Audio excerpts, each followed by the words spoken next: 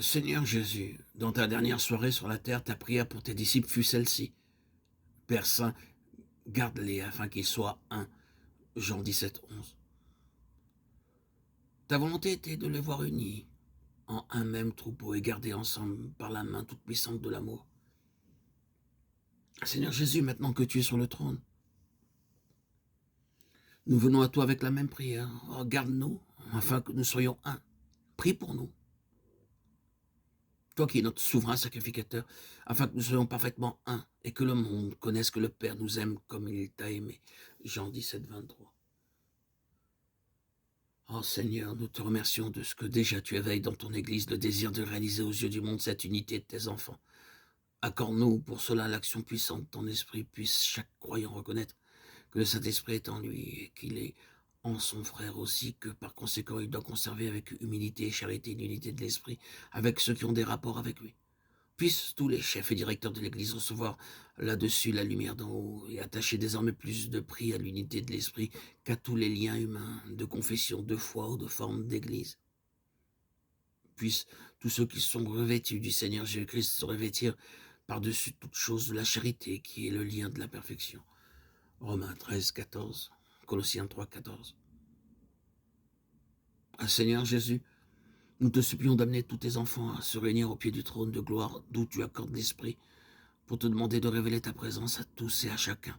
Or, remplis-nous, Seigneur Dieu Tout-Puissant, de ton esprit, et nous serons un seul corps et un seul esprit.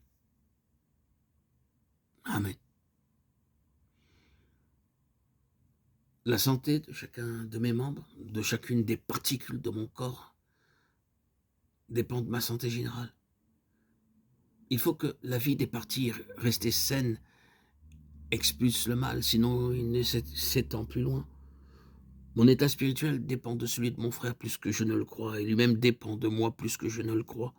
L'esprit qui est en moi, l'esprit de Christ, habite aussi chez mon frère. Tout ce que je reçois, Dieu veut qu'il le reçoive aussi. La vie de l'esprit me fera donc conserver une unité de l'esprit dans la vie pratique, vivre en communion d'amour fraternel avec les croyants qui m'entourent.